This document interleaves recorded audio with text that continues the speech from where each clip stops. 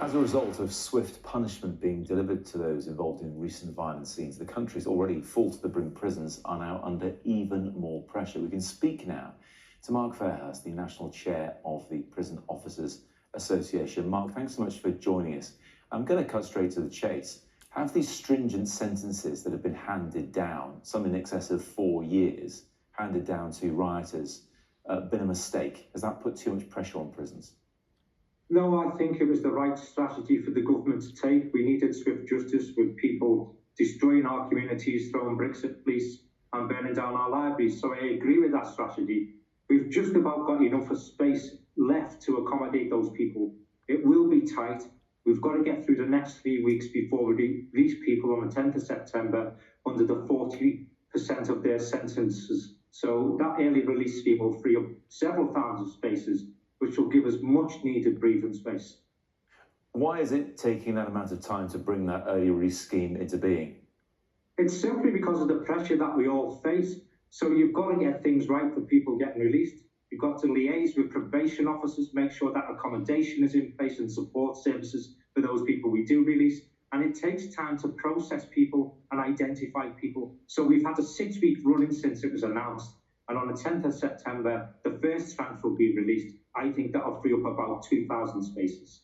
In the meantime, Mark, there's talk of Operation Early Dawn being put in place. What is that? So I can say with confidence that at some point this week, because we're so short of spaces, Operation Early Dawn will kick in. And that is essentially a triage system for those prisoners that are held in police cells.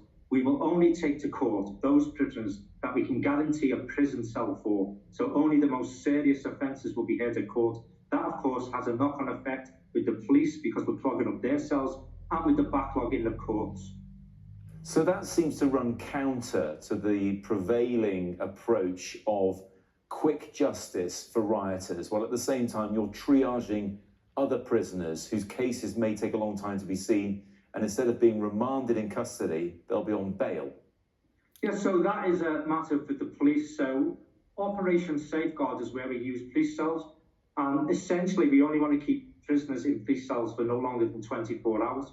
Operation Early Dawn will see this triage system kick into play, where we only take to court those prisoners we can guarantee a prison cell for. So if you're accused of a serious offence and you're likely to get remanded into custody, we can guarantee you a prison cell. It may not be on your doorstep, it may not be in the area where you live, it may be hundreds of miles away, but we will cope like we always do because you're dealing with some of the most professional and dedicated public servants that I've ever had the privilege to work with, and we will cope. I'm sure, but people can only cope with so much, can't they? What's morale like amongst prison officers at the moment? Because many of them were thinking, well, we're full to the brim. There's more people coming in. We're also letting some prisoners go a bit earlier than perhaps they should. It's going to have an impact on your members.